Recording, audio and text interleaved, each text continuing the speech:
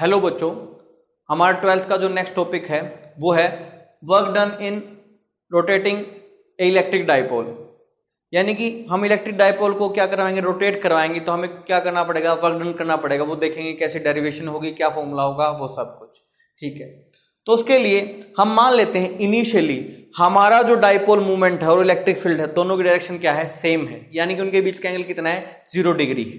ठीक है, अगर वो 0 डिग्री है तो वो कौन सी कंडीशन होगी, इक्विलिब्रियम कंडीशन होगी। कौन सी होगी, इक्विलिब्रियम कंडीशन। और इक्विलिब्रियम की भी दो कंडीशन है, आइदर स्टेबल इक्विलिब्रियम होगा या फिर क्या होगा, अनस्टेबल इक्विलिब्रियम होगा। ठीक है, अब स्टेबल इक्विलिब्रियम क्या है, अनस्टेबल इक्विलिब्रियम क्या है, आप ऊपर आई के निशान पे जाके उस पिछली वीडियो को आप देख सकते हैं और समझ सकते हैं। ठीक है, अगर थीटा 0 है तो वो कंडीशन क्या थी, स्टेबल इक्विलिब्रियम थी। ठीक है, ओके।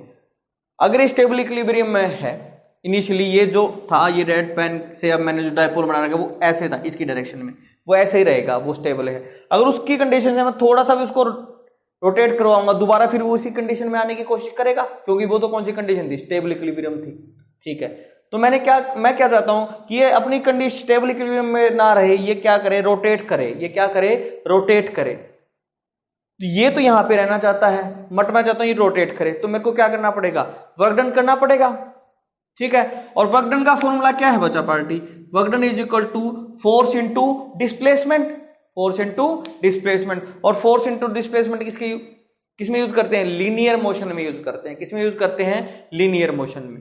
बट यहां पे तो क्या है, रोटेशन मोशन है, और रोटेशन मोशन में फोर्स का जो फॉर्मूला अगर आपको याद हो तो किसके इक्वल है, torque into theta, where theta is the angular displacement. ठीक है, बट ये फॉर्मूला हम तभी यूज कर सकते थे, इसकी एक कंडीशन थी कि इस पूरे थीटा के लिए, जितनी भी आपने रोटेशन की, इस पूरे थीटा के लिए आपका जो टॉर्क है वो क्या रहना चाहिए, कांस्टेंट रहना चाहिए। वो क्या रहना चाहिए, कांस्टेंट रहना चाहिए। अब आपको पता है जो टॉर्क है वो किसके इक्वल है, पीई साइन थीटा के इक्वल है। जो आपका टॉर्क है वो किसके इक्वल है, पीई साइन थीटा। ये फॉर्मूला में हमने पिछली वीडियो में ड्राइव किया था, आप जाके देख सकते हैं। जो टॉर्क है वो पी साइन थीटा के इक्वल है। अगर थीटा वेरी करोगे तो साइन थीटा वेरी होगा, और साइन थीटा वेरी होगा तो टॉर्क आपका क्या होगा, वेरी होगा। ठीक है, तो हम यहां से कह सकते हैं जैसे जैसे आप थीटा वेरी करोगे वैसे वैसे आपका टॉर्क भी क्या हो जाएगा, चेंज हो जाएगा। और ये चेंज हो जाएगा तो हम ये फॉर्मूला यूज नहीं कर सकते।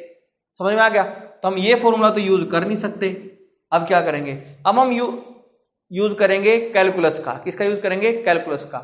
उसके लिए हम क्या करते हैं, for small angular displacement d theta, इस small angular displacement d theta के लिए हम मान लेते हैं जो हमारा टॉर्क होगा वो क्या रहेगा, कांस्टेंट रहेगा। क्या रहेगा, वो कांस्टेंट रहेगा, ऐसा मान लिया। अगर मैंने डी थीटा रोटेशन करवाई तो मुझे क्या करना पड़ेगा, एक स्मॉल वर्क डन करना पड़ेगा। अगर स्मॉल वर्क डन किया तो वो किसके इक्वल हो गया, डी डब्ल्यू के इक्वल हो गया। D W is equal to torque into D theta.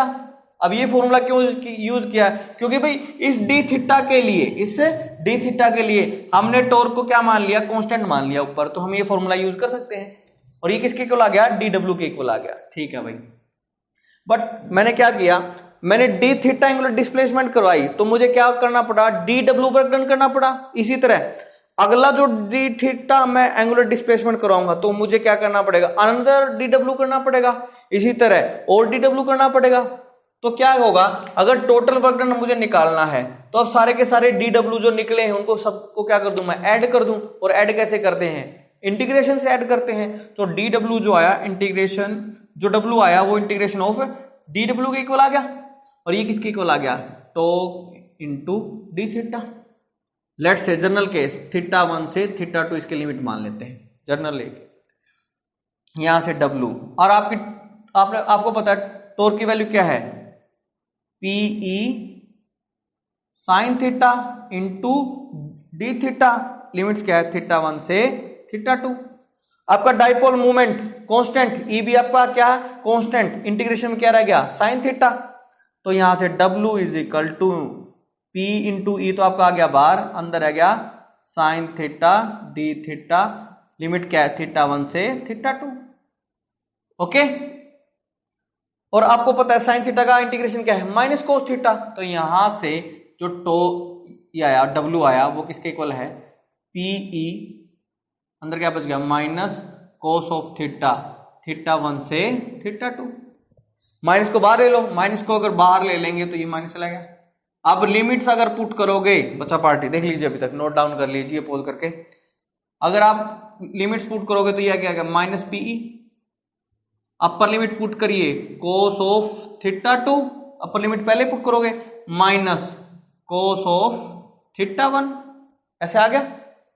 Okay, अब यहां से अगर माइनस को एडजस्ट करें तो ये किसके इक्वल आ गया, PE cos of theta 1 minus cos of theta 2। ये आ गया हमारा फॉर्मूला, ये आ गया भाई। एक थीटा 1 से लेके इनिशियली आपका डाइपोल था थीटा 1 पे, फाइनली कहां चला गया, थीटा 2 पे। आपको इतना वर्क करना पड़ेगा, ठीक है। अब हम लेते हैं if theta 1 is equal to 0 degree. हम मान लेते हैं इनिशियली हमारा थीटा 1 कहां था, 0 डिग्री था। इनिशियल जो एंगल था P और E के बीच का वो कितना था, 0 डिग्री। एंड थीटा 2 को क्या मान लेते हैं, थीटा को जनरल, ठीक है।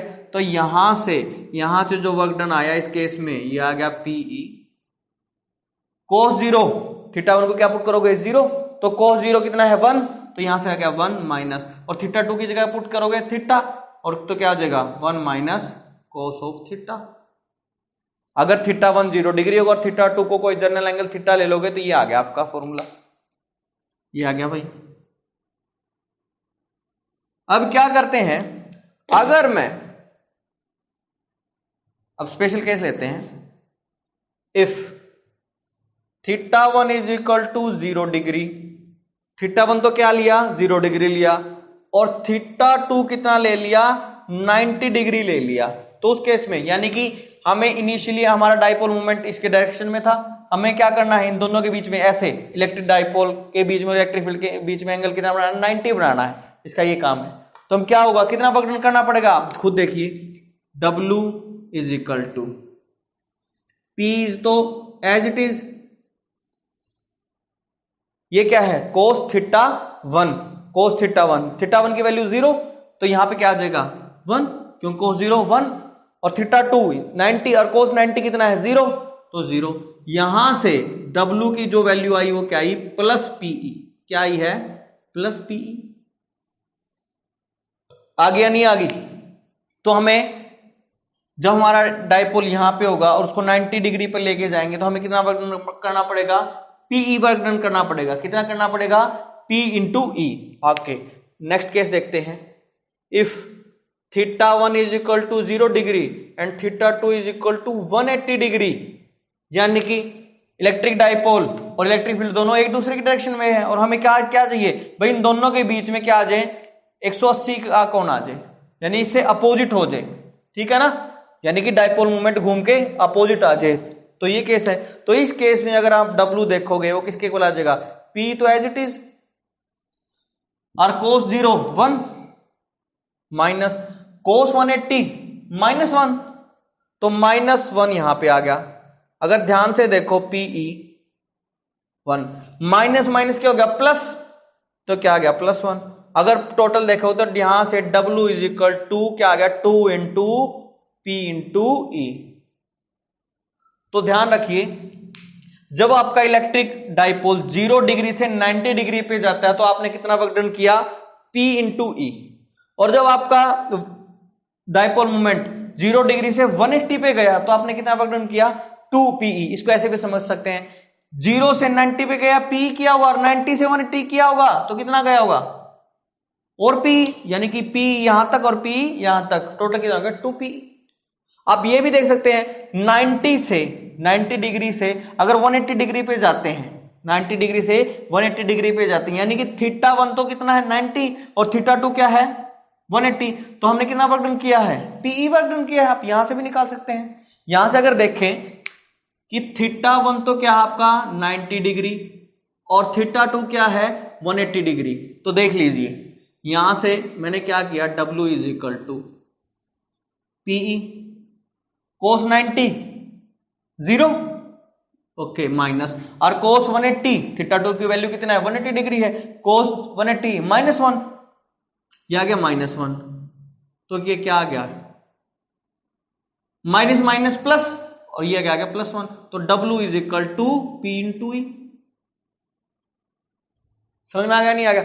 यानी कि हमें अगर 0 से 90 डिग्री पे जाना है तो P वर्क डन करना पड़ेगा, और 90 से 180 पे जाना है तो कितना करना पड़ेगा P, यानी 0 से 180 पे जाना है टोटल हमें क्या करना पड़ेगा 2P करना पड़ेगा। ठीक है, ओके, ये था work done in rotating a dipole. अब बात करते हैं, समझ में आ गया होगा, आप समझ लीजिए, हर एक फॉर्मूला देख लीजिए, बिल्कुल आसान है, कोई मुश्किल नहीं है।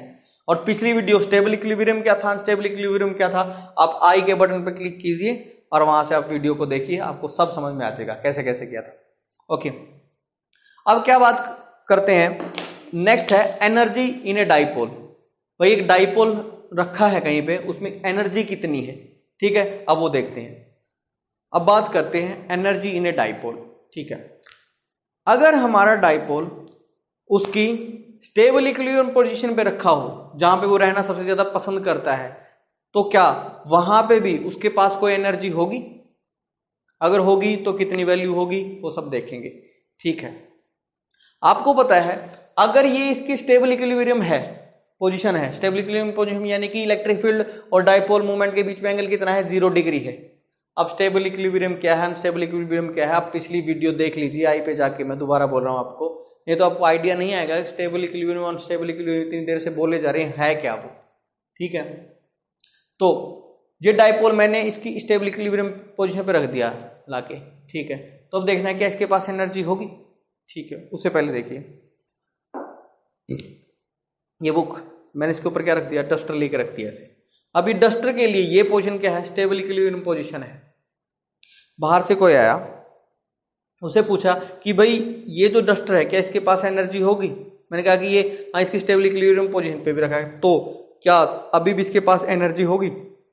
वो कहेगा, अगर उसको फिजिक्स आती होगी वो कहेगा हाँ पक्का इसके पास क्या है एनर्जी है। क्यों? क्योंकि मैंने इसको कहीं से उठा के रखा है यहाँ पे, mgh फॉर्मूला पता होगा पोटेंशियल एनर्जी का, हाइट है कुछ ना कुछ पहले से इनिशियली, अब इसके पास क्या है हाइट है और mg इसका वेट भी था, तो mgh इसकी पोटेंशियल एनर्जी बन गई। तो ये इसकी स्टेबल इक्विलिब्रियम पोजीशन पे भी रखा है, फिर भी इसके पास क्या है एनर्जी है। ठीक है, तो इसी तरह ये डाइपोल भी इसकी स्टेबल इक्विलिब्रियम पोजीशन पे है, तो इसके पास क्या होगी एनर्जी होगी। ठीक है, हम कैसे निकालेंगे इसके पास एनर्जी है? तो क्या किया, अगर इसी एग्जांपल को देखें, इनिशियली हमारा जो डस्टर था वो अपनी बिल्कुल 0 पोजीशन पे रखा, जहां पे उसके पास कोई एनर्जी नहीं थी, उसको उठा के मैंने यहां पे रख दिया। जहां पे ये इनिशियली रखा था वहां पे उसके ऊपर कोई फोर्स नहीं लग रहा था, उस पोजीशन से मैंने इस पोजीशन पे रख दिया। ठीक है, तो क्या किया, मैंने इस बॉडी को वहां से उठाया जहां पे इसके ऊपर फोर्स कितना लग रहा था 0 लग रहा था, और वहां पे रख दिया जहां पे इसके ऊपर कुछ ना कुछ फोर्स लग रहा होगा, mg फोर्स लग रहा होगा। ठीक हो गई बात? तो क्या हुआ, मैंने जो वर्क डन किया इन दोनों पोजीशंस के बीच में, वही जो एनर्जी का वर्क डन का जो गैप है वही क्या इसकी क्या बन गई पोटेंशियल एनर्जी बन गई। समझ में आ गया कि नहीं आ गया? तो इसी तरह अगर मैंने कोई वर्क डन किया होगा इस पूरे सेटअप को उठा के लेके आने के लिए, इस पोजीशन पे रखने के लिए, दोबारा सुनिए, अगर मैंने कोई वर्क डन किया होगा इस डाइपोल को यहां पे रखने के लिए, तो मैं कहूंगा कि इसके पास क्या है एनर्जी है, जो वर्क डन मैंने किया वो इसकी एनर्जी में कन्वर्ट हो गया। ठीक है, अगर मैंने इसको इसकी पोजीशन इस पोजीशन पे लेके आने के लिए कोई वर्क डन नहीं किया होगा, तो मैं क्या कहूंगा इसके पास कोई एनर्जी नहीं है। ठीक है, तो मैंने कहा कि इनिशियली हम इस पूरे सेटअप को कहां से उठा के लेके आएंगे, जहां पे इसके ऊपर फोर्स क्या होगा 0 होगा। तो ये क्या है डाइपोल है। डाइपोल क्या है, एक पॉजिटिव चार्ज एक नेगेटिव चार्ज, और उनके बीच का क्या है गैप है। तो ठीक है, अब समझ लीजिए कि यहां पे कोई डाइपोल है ही नहीं, सिर्फ इलेक्ट्रिक फील्ड है। ठीक है, और एक पॉजिटिव चार्ज उठा के लेके आया, क्या लेके आया पॉजिटिव चार्ज, लेट्स से बहुत दूर यहां पे पॉजिटिव चार्ज रखा है +Q। ठीक है, बहुत दूर, ये इतनी दूर रखा है कि इसके ऊपर उस पॉइंट पे कितना फोर्स लग रहा है 0 फोर्स लग रहा है। और आपको पता है F is equal to Q into E, point charge के केस में एक पॉजिटिव चार्ज की बात करें पहले, डाइपोल अपने आप बन जाएगा। इनिशियली हमने जो पॉजिटिव चार्ज है वो वहां पे रखा है जहां पे इसके ऊपर फोर्स कितना लग रहा है, 0 लग रहा है। और आपको पता है फोर्स इज इक्वल टू क्या इंटू ई। अगर फोर्स 0 चाहिए तो यानी कि वहां पे इलेक्ट्रिक फील्ड भी कितना होना चाहिए, 0 होना चाहिए। और आपको पता है इलेक्ट्रिक फील्ड किसके इक्वल है, 1/4 पाई एप्सिलॉन नॉट क्या हुआ अपॉन आर स्क्वायर। अगर इलेक्ट्रिक फील्ड 0 करना है तो आर को हमें क्या करना पड़ेगा, इनफाइनाइट करना पड़ेगा। ठीक है, 1/इनफाइनाइट क्या हो जाता है, 0। तो अगर आर की वैल्यू इंफिनिटी ले लें तो उस केस में जो इलेक्ट्रिक फील्ड होगा वो क्या हो जाएगा, 0 हो जाएगा। इलेक्ट्रिक फील्ड 0 हो गया तो उस केस पे उसके ऊपर फोर्स कितना लग रहा होगा, 0 लग रहा होगा। तो अगर हम हमारे चार्ज को इस इलेक्ट्रिक फील्ड से इनफाइनाइट दूरी पे रख दें, r is equal to infinite, तो यहां पे जो फोर्स होगा वो कितना होगा, 0 होगा। समझ में आ गया कि नहीं आ गया। अब हम इस पॉजिटिव चार्ज को इनफाइनाइट दूरी से उठा के लेके आ रहे हैं कहां पे, इलेक्ट्रिक फील्ड में। ठीक है, इनफाइनाइट डिस्टेंस क्यों अभी बताया था, क्योंकि इनफाइनाइट डिस्टेंस पे इस चार्ज के ऊपर, पॉजिटिव चार्ज के ऊपर कितना फोर्स लग रहा होगा, 0 फोर्स लग रहा होगा। ठीक है, इन्फिनिटी अगर आर इनफाइनाइट है, इलेक्ट्रिक फील्ड 0, इलेक्ट्रिक फील्ड 0 तो फोर्स भी 0। तो इस पोजीशन में जहां पे फोर्स 0 लग रहा था, हम इस फोर्स चार्ज को उठा के लेके आए। अगर इस चार्ज को हम इलेक्ट्रिक फील्ड के नजदीक लेके आ रहे हैं, यानी कि डिस्टेंस कम कर रहे हैं, पहले से डिस्टेंस कम कर रहे हैं, इलेक्ट्रिक फील्ड इंक्रीज कर रहे हैं। अगर इलेक्ट्रिक फील्ड इंक्रीज हो रहा है तो फोर्स भी क्या हो रहा है, इंक्रीज हो रहा है। तो अगर ये पॉजिटिव चार्ज इलेक्ट्रिक फील्ड के नजदीक आ रहा है तो क्या होगा, ये इलेक्ट्रिक फील्ड इस पॉजिटिव चार्ज को क्या करेगा, रिपेल करेगा। क्या करेगा, रिपेल करेगा। क्यों, हमें पता है जो पॉजिटिव चार्ज की वजह से इलेक्ट्रिक फील्ड बाहर की तरफ होता है, और ये इलेक्ट्रिक फील्ड लेट से यहां पे पॉजिटिव चार्ज रखा हो तो ये से बाहर की तरफ है, ये भी पॉजिटिव, और इस पॉजिटिव के फील्ड में आप एक पॉजिटिव चार्ज लेके आ रहे हो तो ये क्या करेगा, उस पॉजिटिव चार्ज को रिपेल करेगा। अगर रिपेल करेगा, अगर हम इस पॉजिटिव चार्ज को लेके आ रहे हैं, रिपेल करेगा, तो इस चार्ज के ऊपर इलेक्ट्रोस्टैटिक फोर्स इस डायरेक्शन में लगेगा। ठीक है, बट हमें तो इस इलेक्ट्रिक फील्ड के अंदर लेके आना है चार्ज को, तो हम क्या करेंगे, इस फोर्स के अगेंस्ट एक फोर्स लगाएंगे, इसके अपोजिट एक फोर्स लगाएंगे, और हम क्या करेंगे, इसको ऐसे डिस्प्लेस करते करते लेट से यहां पे रख देंगे। लेट से हमने यहां पे हमारा पॉजिटिव क्यू चार्ज रख दिया m पोजीशन पे, इसके ऊपर इलेक्ट्रोस्टैटिक फोर्स ऑफ रिपल्शन लग रहा था, वो तो लग रहा था फोर्स इस तरफ, बट हमें तो ये इधर लेके आना है, तो मुझे एक वर्क डन करना पड़ेगा इस रिपल्सिव फोर्स के अगेंस्ट। ठीक है, ठीक है, इधर तो ये क्या हुआ, अब मैं खुद फोर्स भी इधर लगा रहा हूं और डिस्प्लेसमेंट भी इधर हो रही है, तो वर्क डन कैसा होगा, पॉजिटिव होगा। तो यहां से इनफाइनाइट डिस्टेंस से m पोजीशन पे इस पॉजिटिव क्यू चार्ज को रखने में मुझे कुछ ना कुछ वर्क डन करना पड़ा होगा। लेट से वो वर्क डन कितना हो गया, W वर्क डन किया मैंने। ठीक है, ओके, ये फोर्स का फंडा समझ में आ गया ना, कि इसके ऊपर इलेक्ट्रोस्टैटिक फोर्स तो इस डायरेक्शन में लगेगा, फोर्स ऑफ रिपल्शन, बट मुझे ये चार्ज कहां पे लेके आना है, उधर लेके आना है, तो मैं इस फोर्स के अगेंस्ट एक वर्क डन करूंगा। भाई ये तो इधर फेंक रहा है, मैं इसको कहूं भाई उधर नहीं जाना, तू इधर चल, इधर चल, इधर चल, मैं इस चार्ज पे इधर ही तो फोर्स लगा रहा हूं, और इस चार्ज की डिस्प्लेसमेंट भी इधर ही है। और आपको पता है वर्क डन किसके इक्वल होता है, F into S cos of theta. अगर कोस क्या है, 0 है, क्योंकि फोर्स और डिस्प्लेसमेंट दोनों इसी डायरेक्शन में थे, तो कोस 0 कितना हो गया, 1 हो गया, तो work done is equal to F into S. Positive आ गया कि नहीं आ गया। तो यहां से मेरे को पॉजिटिव वर्क डन करना पड़ा, किसके लिए, पॉजिटिव क्यू चार्ज को यहां से m पोजीशन पे लेके आने के लिए। समझ में आ गई ये बात। ठीक है भाई मैं m पोजीशन पे मैंने पॉजिटिव चार्ज को रख दिया, मुझे वर्क डन करना पड़ा W, ये पॉजिटिव वर्क है। ठीक है भाई, अब क्या हुआ, अब नेगेटिव चार्ज है, बनाना तो फाइनली क्या है, डाइपोल है, पॉजिटिव चार्ज तो यहां पे रख दिया, नेगेटिव चार्ज भी चाहिए। अब इनफाइनाइट दूरी से ही एक नेगेटिव चार्ज को भी मैं क्या करके ले आया, पिक करके लेके आया। क्यों करके लेके आया, भाई बनाना डाइपोल है, पॉजिटिव तो आ गया, नेगेटिव चार्ज भी चाहिए। अब ये जो नेगेटिव चार्ज है, जैसे जैसे मैं इसकी डिस्टेंस कम करता जाऊंगा इलेक्ट्रिक फील्ड से, वैसे वैसे इसके ऊपर क्या बढ़ेगा, फोर्स ऑफ अट्रैक्शन बढ़ेगा। ये पॉजिटिव है, इसके पास नेगेटिव लेके आ रहे हो तो क्या लगेगा, फोर्स ऑफ अट्रैक्शन। अब जो फोर्स लगेगा नेगेटिव चार्ज के ऊपर वो इस डायरेक्शन में लगेगा। ठीक है, और ये चार्ज एकदम से इधर भाग जाएगा, बट मैं चाहता हूं कि ये जो चार्ज है वो एकदम से ना भागे, वो आराम आराम से चले। तो डिस्प्लेसमेंट तो चार्ज की इस डायरेक्शन में है, बट मेरे को क्या करना पड़ेगा, ये रोक के इधर रखना पड़ेगा, आराम आराम से ऐसा चलवाना पड़ेगा। तो डिस्प्लेसमेंट तो चार्ज की इस डायरेक्शन में है और फोर्स मैं लगा रहा हूं इस डायरेक्शन में। चार्ज के ऊपर इनिशियली फोर्स तो इस डायरेक्शन में लग रहा था, ये तो किसकी वजह से लगा, इस पॉजिटिव चार्ज या कहें कि इस इलेक्ट्रिक फील्ड की वजह से। बट मैं चाहता हूं ये एकदम ना भागे, कि डिस्प्लेसमेंट तो इसकी फाइनली उधर ही होनी है, बट मैं चाहता हूं कि ये जो नेगेटिव चार्ज है वो एकदम ना भागे पॉजिटिव चार्ज की तरफ या इलेक्ट्रिक फील्ड की तरफ। तो मैं उसके लिए क्या करूंगा, इस फोर्स ऑफ अट्रैक्शन के अगेंस्ट क्या करूंगा, वर्क डन करूंगा। भाई मैं फोर्स लगाऊंगा इधर, ये चार्ज तो ऐसे भागेगा, मैं कहूंगा भी नहीं इधर नहीं जाना, मैं इसके ऊपर इधर फोर्स लगाऊंगा, डिस्प्लेसमेंट होगी इधर। यानी कि यहां से आपने देखा W is equal to F S cos theta होता है। यहां पे फोर्स तो मैं उधर लगा रहा हूं, डिस्प्लेसमेंट इधर हो रही है, फोर्स इधर लगा दिया, मैं रोक के रख रहा हूं तो इधर ही फोर्स लगाना पड़ेगा, और डिस्प्लेसमेंट उधर, यानी कि थीटा की वैल्यू 180 डिग्री, और यहां पे 180 होगा, कोस 180 कितना होता है -1, तो यहां से जो वर्क डन आया minus F into S, negative work done आया। नेगेटिव वर्क डन किसके केस में आया, नेगेटिव चार्ज की वजह से। मैंने नेगेटिव चार्ज को इनफाइनाइट दूरी से उठा के कहां पे रख दिया, एम पोजीशन पे हिला के रख दिया, यहां पे माइनस क्यू चार्ज रख दिया। ठीक है भाई, जो अभी तक किया है वो सब मैंने लिख दिया कि माइनस क्यू चार्ज को हम कहां से ब्रॉड करके लेके आए, इन्फिनिटी से एम पॉइंट पे लेके आए। तो हमने लेट से वर्क डन कितना किया, प्लस क्यू चार्ज को लेके आने के लिए कितना वर्क किया, प्लस डब्ल्यू। ठीक है, अब माइनस क्यू चार्ज को बोट करके लेके आए कहां से, इनफाइनाइट से एम पॉइंट पे, तो लेट से हमने कितना वर्क डन किया, माइनस डब्ल्यू।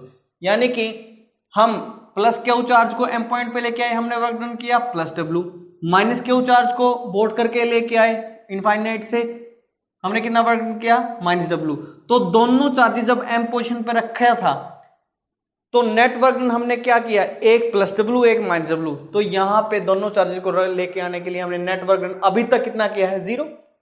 ठीक है, बट अगर हमें इसे डाइपोल बनाना है तो इस माइनस क्यू को हमें क्या करना पड़ेगा, यहां से शिफ्ट करना पड़ेगा, और कितने डिस्टेंस पे शिफ्ट करना पड़ेगा, 12 डिस्टेंस पे।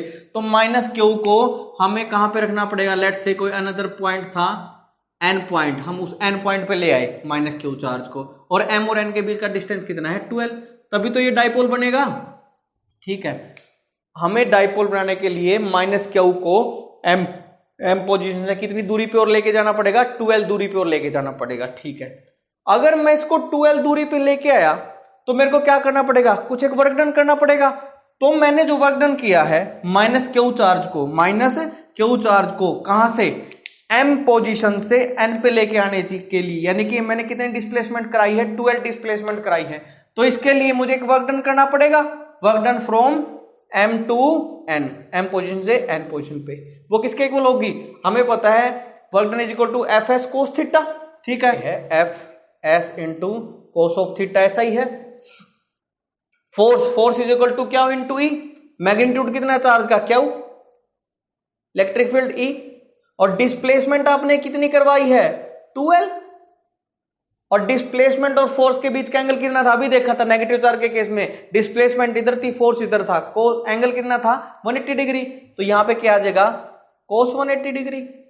ठीक आ गया, नहीं आ गया, और कोस 180 माइनस, तो ये क्या आ गया, minus Q E into 12।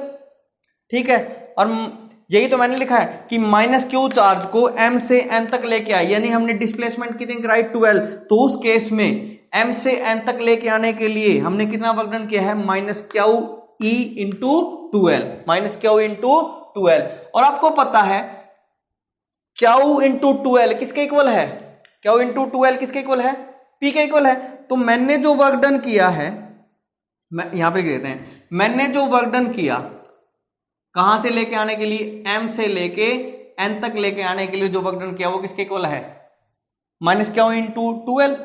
Q into 12 तो क्या बन गया, P, और ये क्या बन गया, E। तो M से N तक मैंने कितना वर्क डन किया, माइनस PE, कितना वर्क डन किया, माइनस PE। तो इस डाइपोल को इस सेटअप में रखने के लिए मैंने टोटल वर्क डन कितना किया है, W नेट कितना किया है बताओगे भाई, प्लस क्यू चार्ज को यहां पर रखने के लिए कितना किया था, plus W, minus Q charge को यहां तक लेके आने के लिए कितना वर्क डन किया था, माइनस डब्ल्यू, और माइनस क्यू को एम से एन तक लेके आने के लिए कितना वर्क डन किया, माइनस P इंटू ई, यही किया है सारा वर्क डन। तो W से W कट गया, तो यहां से जो W नेट किया है, जो नेट वर्क डन किया है डाइपोल को रखने के लिए, डाइपोल बन गया ना अब ये, डाइपोल को इस पोजीशन पर रखने के लिए मैंने नेट वर्क डन कितना किया है, माइनस P इंटू ई। तो बच्चों ये वर्क डन किया है मैंने डाइपोल को यहां पे रखने के लिए, डाइपोल को इलेक्ट्रिक फील्ड में रखने के लिए। और किस कंडीशन में रखना है, इक्विलिब्रियम। और कौन सा इक्विलिब्रियम, स्टेबल इक्विलिब्रियम। तो इलेक्ट्रिक डाइपोल को स्टेबल इक्विलिब्रियम में रखने के लिए मैंने कितना वर्क डन किया है, माइनस P इंटू ई। यानी कि स्टेबल इक्विलिब्रियम में इलेक्ट्रिक फील्ड में इलेक्ट्रिक डाइपोल के पास कितनी एनर्जी है, माइनस P इंटू ई। और कहें जब एंगल 0 डिग्री हो, डाइपोल मोमेंट P और इलेक्ट्रिक फील्ड E के बीच में, तो वहां पे इलेक्ट्रिक डाइपोल के पास कितनी एनर्जी होती है, माइनस P इंटू ई। चीजें समझ में आ गई नहीं। अब कहें कि बेशक आपका डाइपोल उसकी सबसे मिनिमम एनर्जी वाली कंडीशन पे रखा हो, तब भी आपके डाइपोल के पास कितनी एनर्जी होगी, माइनस P इंटू ई। यहां पे इस कंडीशन में, स्टेबल इक्विलिब्रियम की कंडीशन पे पक्का आपके डाइपोल के पास एनर्जी 0 नहीं होगी। स्टेबल इक्विलिब्रियम में आपके डाइपोल के पास कितनी एनर्जी होगी, माइनस P इंटू ई। और इसको क्या लिखेंगे बच्चा party, energy stored in dipole. और कहां पे, इन अलग से लिखते हैं, in stable equilibrium position.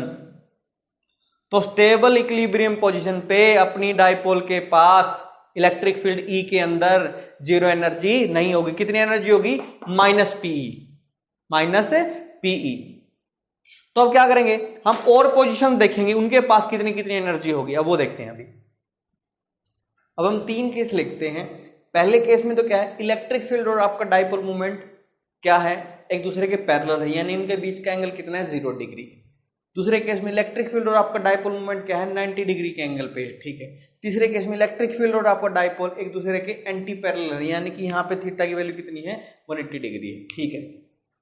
Initially जब आपका डाइपोल क्या है, अपने स्टेबल इक्विलिब्रियम पोजीशन पे है, वहां पे इनिशियल एनर्जी कितनी थी, माइनस PE, अभी निकाली थी, ठीक है।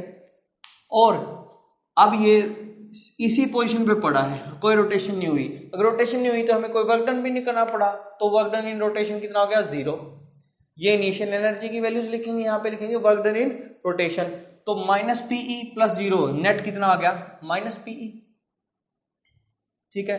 तो नेक्स्ट केस देखते हैं, जब आपका इलेक्ट्रिक डाइपोल और इलेक्ट्रिक फील्ड के बीच में कितना एंगल है, 90 डिग्री एंगल। इनिशियली आपका डाइपोल और इलेक्ट्रिक फील्ड 0 डिग्री पे था, तो उस केस में इनिशियल एनर्जी कितनी थी, माइनस PE। ये तो ठीक है, सब में कॉमन होगी। अब मैंने उस पोजीशन से ये पोजीशन कैसे बनाई, 90 डिग्री रोटेट करके। 90 डिग्री रोटेट जब करेंगे तो यहां से जब 90 डिग्री रोटेट करेंगे कुछ ना कुछ वर्क डन करना पड़ेगा, और वर्क डन कितना करना पड़ता है, प्लस PE। अभी थोड़ी देर पहले निकाला था, तो minus PE plus PE, net कितना आ गया, 0, ठीक है। इसी तरह ये जब इसकी इनिशियल कंडीशन से 180 डिग्री इसको रोटेट कराओगे, इनिशियल कंडीशन पे इनिशियल एनर्जी माइनस PE, और जो 180 डिग्री क्या करवाया है, रोटेट करवाया है, तो आपको कितना वर्क डन करना पड़ा, प्लस 2 PE। तो आपने वर्क डन कितना किया है, प्लस 2 PE। तो net energy plus 2 PE minus PE, net कितना हो गया, प्लस PE। ये क्या आ गया, प्लस PE, ठीक है। तो आपने देखा कि आपके कोई आपसे पूछ ले, क्वेश्चन पूछ सकते हैं कि आपके डाइपोल के पास एनर्जी 0 कब होगी, एनर्जी 0 कब होगी, भाई तब होगी जब थीटा की वैल्यू कितनी हो जाएगी, 90 डिग्री हो जाएगी। कितनी हो जाएगी, 90 डिग्री। तो एनर्जी की वैल्यू, डाइपोल के पास एनर्जी की वैल्यू 0 कब होगी, जब इलेक्ट्रिक फील्ड और डाइपोल मूवमेंट के बीच का एंगल कितना हो जाएगा, 90 डिग्री होगा, ठीक है। और आपके डाइपोल के पास मिनिमम एनर्जी कब होगी, मिनिमम एनर्जी कब होगी? जब आपके इलेक्ट्रिक फील्ड और डायपोल के बीच में एंगल कितना है? 0 डिग्री है। भाई ये क्या है? Minimum value. मिनिमम क्यों है भाई? ये मिनिमम इसलिए है क्योंकि -p और 0 में से कौन छोटा है? -p। माइनस क्वांटिटी क्या होती है? छोटी होती है। तो ये वैल्यू क्या है? Minimum energy. तो जब आपका डायपोल किस में होगा? स्टेबल इक्विलिब्रियम कंडीशन में होगा। किस में होगा? स्टेबल इक्विलिब्रियम कंडीशन बोलो या थीटा की वैल्यू क्या बोलो? 0 डिग्री। तो उस केस में आपके डायपोल के पास क्या होगी? मिनिमम एनर्जी होगी। और आपके डायपोल के पास मैक्सिमम एनर्जी कब होगी? ये क्या है? आपकी मैक्सिमम एनर्जी है। आपके डायपोल के पास मैक्सिमम एनर्जी कब होगी? जब आपका डायपोल किस में होगा? अनस्टेबल इक्विलिब्रियम पोजीशन पे होगा। यानी कि या बोले अनस्टेबल इक्विलिब्रियम पोजीशन बोलो या थीटा की वैल्यू कितनी होगी? 180 डिग्री होगी। तो 0 कब होता है?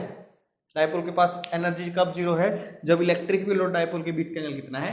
90 डिग्री। मिनिमम कब होता है? स्टेबल इक्विलिब्रियम पोजीशन पे होता है मिनिमम वैल्यू। और मिनिमम वैल्यू कितनी है? -pe। और मैक्सिमम वैल्यू कब होती है? जब आपका डायपोल कहां पे होता है? अनस्टेबल इक्विलिब्रियम पोजीशन पे होता है। या कहीं की थीटा की वैल्यू जब होती है 180 डिग्री। ये तो वैल्यूज हमने निकाल ली, ठीक है। अलग अलग वैल्यूज भी याद कर ली। अगर किसी और एंगल पे पूछ ले, 0, 90 और 180 से अलग एंगल पे अगर एनर्जी पूछ ले तो उसके लिए भी तो हमें एक फॉर्मूला चाहिए। तो अब हम डिराइव करेंगे एक जनरल फॉर्मूला, ठीक है। इस फॉर्मूले के लिए हम क्या करेंगे? हम इनिशियल कंडीशन वो कंडीशन लेंगे जब हमारे डायपोल के पास क्या होगी? 0 एनर्जी होगी। और हमारे डायपोल के पास 0 एनर्जी कब है? जब इलेक्ट्रिक फील्ड और डायपोल मूवमेंट के बीच का एंगल कितना है? 90 डिग्री है, ठीक है। हमने एक पोजीशन ली जहां पे p आपका क्या है? नॉर्मल 2e है, यानी कि थीटा की वैल्यू क्या है? 90 डिग्री। वहां पे एनर्जी ऑफ डायपोल कितनी है? 0 है, ठीक है। ये कंडीशन होगी। यहाँ पे एनर्जी कितनी है? 0। हमें क्या चाहिए कि हम 90 से मूव करें और कहां पे चलें? कि उस पोजीशन पे चलें जहां पे इलेक्ट्रिक फील्ड और डायपोल के बीच का एंगल कितना रह जाए? थीटा रह जाए। और हम यहां पे देखेंगे कि इसके पास एनर्जी कितनी होगी। यहां पे तो 0 है। जितना वर्कडन आप इसको ऐसे रोटेट करने में लेके आओगे वही वर्कडन क्या हो जाएगा? यहाँ की एनर्जी बन जाएगा, ठीक है। क्योंकि यहाँ पे इनिशियली एनर्जी तो कितनी है? 0 है। यहाँ पे एनर्जी क्या है? 0, ठीक है। तो हम क्या देखेंगे? हम देखेंगे कि यहां से लेके इस ब्लू पेन की कंडीशन से लेके रेड पेन की कंडीशन तक अगर हम लेके आते हैं तो हम कितना वर्कडन करेंगे? जो वर्कडन करेंगे वही इसकी क्या बन जाएगी? एनर्जी बनेगी। सिंपल सी बात है। तो इसने कितना एंगल बना लिया? थीटा एंगल बना लिया। वही हम मान लेते हैं कि हमने क्या किया? dw वर्कडन किया और dw वर्कडन किया d थीटा एंगुलर डिस्प्लेसमेंट को रोटेट करवाने के लिए, ठीक है। इसको d थीटा हमने रोटेट करवाया, d थीटा। तो हमने क्या किया होगा? dw वर्कडन किया होगा। उस d थीटा तक हमने जो टॉर्क लगाया, वो जो टॉर्क टो था वो क्या रहा होगा? कांस्टेंट रहा होगा, पहले की तरह ही है, ठीक है। dw is equal to tau D theta. इस डी थीटा के लिए ये टॉर्क क्या है? कांस्टेंट है। बट हमें तो क्या चाहिए? टोटल वर्क डन चाहिए। टोटल वर्क डन के लिए हम dw का क्या कर देंगे? इंटीग्रेशन कर देंगे। और इंटीग्रेशन करेंगे तो ये क्या गया? Tau D theta.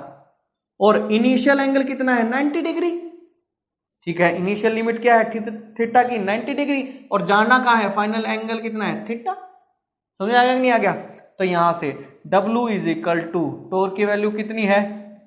PE sine theta D theta. कहां से? 90 से लेके थीटा। ऐसा ही था ना, सिंपल। इनिशियल कंडीशन क्यों ली है? क्योंकि यहां पे एनर्जी क्या है? 0 है, ठीक है। तो यहां से अगर आपने देखा इंटीग्रेशन से P बाहर आ जाएगा, constant quantity. Electric field E भी आपका कांस्टेंट से बाहर, इंटीग्रेशन से बाहर कांस्टेंट क्वांटिटी है। इंटीग्रेशन में क्या रह गया? Sine theta D theta. 90 degree से लेके थीटा जाना है। तो W is equal to sine theta का इंटीग्रेशन क्या होगा? Minus cos theta. तो ये क्या आ जाएगा? -PE cos theta. और लिमिट्स क्या है? 90 डिग्री से थीटा।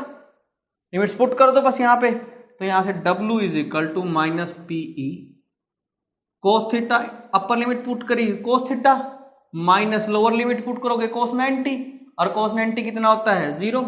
तो यहां से जो W आया है वो किसके इक्वल आ गया? -PE into cos of theta. ये आ गया आपका जर्नल फॉर्मूला फॉर एनर्जी।